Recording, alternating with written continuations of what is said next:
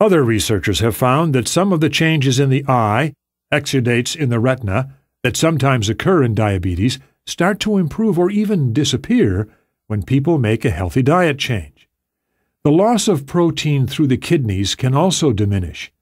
You will find more details on all of these in Chapter 13. First steps. One of the things we have carefully tested with this program is how people feel about it.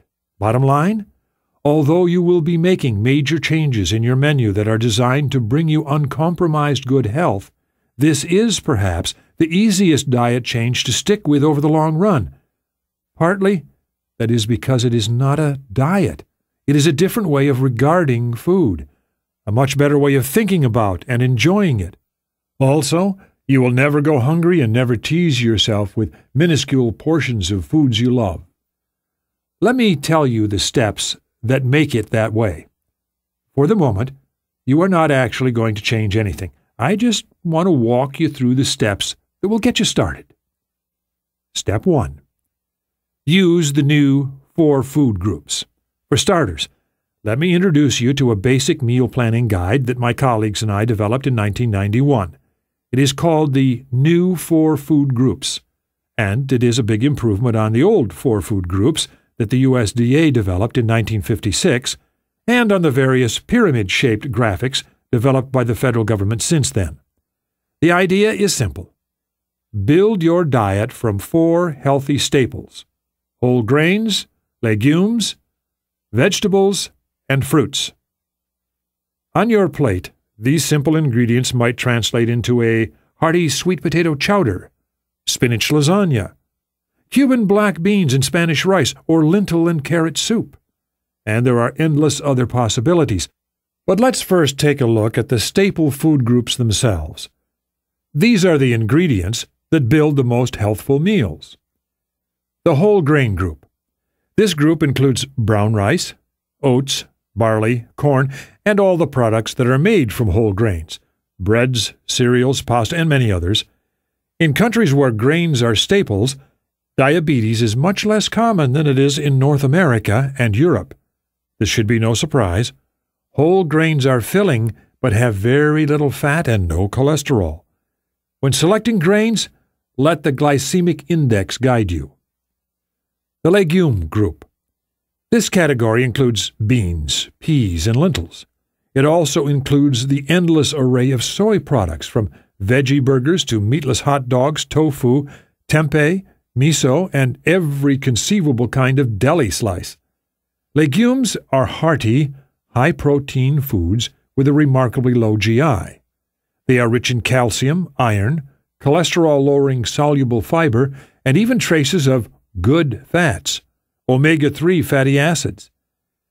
Whether you favor a chickpea salad, black bean chili, or a soy-based veggie burger or other meat substitute, legumes are handy, healthy ingredients. The one thing the bean group lacks is good public relations. Its health benefits have gone largely unnoticed.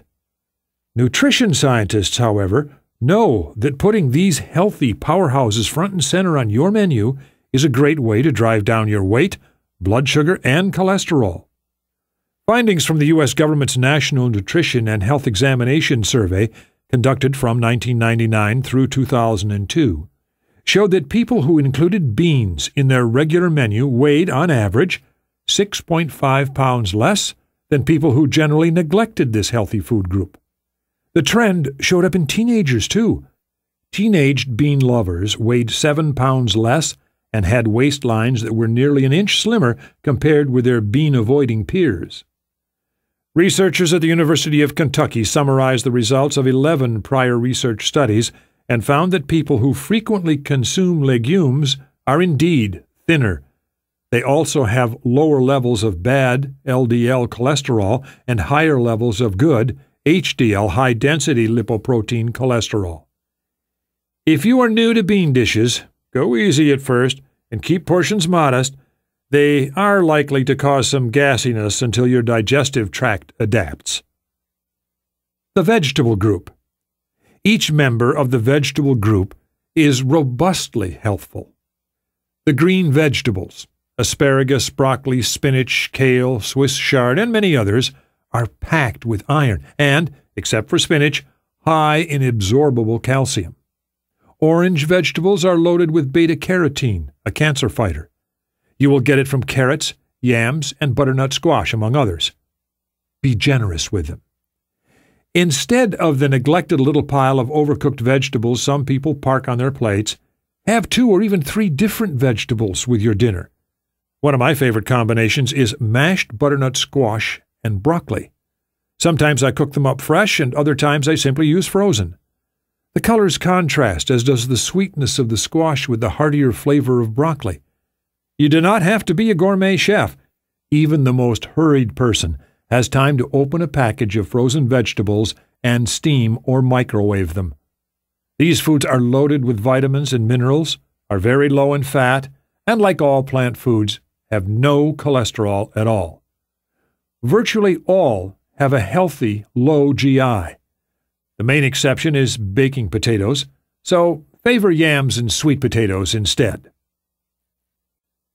The fruit group. Fruits are loaded with vitamins and, of course, have no fat or cholesterol. Many people with diabetes imagine that because fruits are sweet, they will raise blood sugar.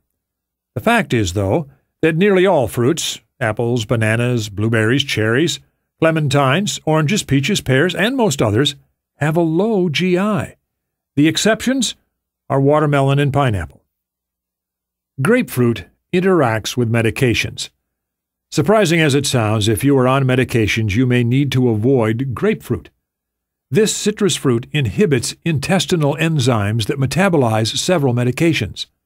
A glass of grapefruit juice can measurably increase the blood concentrations of cholesterol-lowering drugs, such as atorvastatin, Lipitor, simvastatin, Zocor, lovastatin, Mevacor, among others. It does the same for drugs commonly used to control blood pressure, such as amlodipine, Norvasc, nifedipine, Adalat, Procardia, and verapamil, Isoptin, Kalen. Ditto for antihistamines and some psychiatric medications, such as diazepam, Valium. The grapefruit effect lasts for 24 hours or more, and in rare cases the concentrations of drugs in the bloodstream can increase to toxic levels. These lists are not exhaustive, and the effects vary from one person to another, so if you are on any medication, check with your doctor about how grapefruit might affect you. Researchers are currently testing the extent to which other citrus juices, such as orange juice, may have similar effects.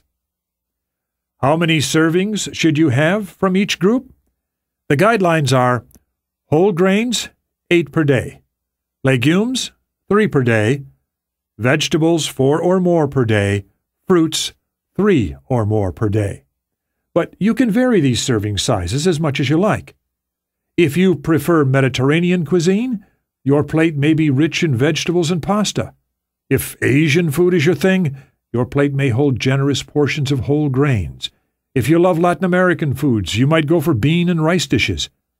If you come from a typical North American background, you will probably want a variety of all 4.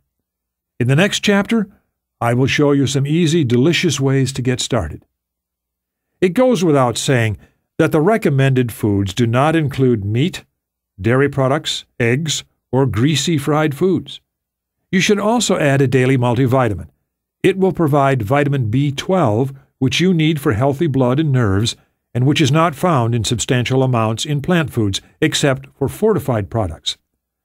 A multi also provides vitamin D. While sunlight on your skin provides D naturally, modern life takes most of us out of the sun. In choosing a multivitamin, I would suggest an iron-free brand, unless your doctor recommends otherwise. Most people have plenty of stored iron already, and iron overload can be harmful. Okay, now that you understand the new 4 food groups, at least in theory, let's move on to the next step. Step 2. Try out a recipe or 2. Before you jump into a new way of eating, take a few recipes for a test drive. Listen to the next chapter for ideas, and browse through the menus and recipes section. you will find a great many possibilities to get you started. If you rarely cook and tend to eat at restaurants, the next chapter will have many tips on things you can look for.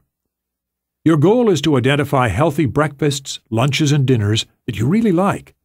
That means meals that meet all of our guidelines, no animal products, minimal vegetable oils, and low GI, and appeal to your tastes. Remember that this new way of eating does not mean making a new dish every night. William Castelli, M.D., former director of the Framingham Heart Study, used to say that most of us tend to stick to our favorite meals. We may have 8 or 9 different dinners we like, and we pick from that repertoire night after night. All you need to do is find 8 or 9 healthy meals that suit your tastes, and you are set. Step 3. Pick 3 weeks. Some people like to ease their way gradually into a healthier diet pattern. If you are among that group, go ahead. Take your time getting to know healthier foods. But I advise a different approach. Mark a 3-week period on your calendar when you plan to embrace this program. Before you reach your start date, identify meals that fit our criteria and appeal to you. When the start day arrives, commit yourself completely for 21 days. As I tell our research participants, this is not the time to stick your toe in the swimming pool. It's time to jump in. Really do it. And there are 2 reasons for this. First, it gives you fast results. If you have a healthy meal on Monday and another on Saturday, your body will not notice any difference. But if you do it at every meal, gains come quickly. Give yourself a chance to see how it feels to be on as perfect a diet as possible. The second reason is that a diet change really is like getting into a swimming pool. If you ease your way into the water bit by bit, it is a painful process. But if you plunge in, very soon you see that the water feels fine. Let me explain.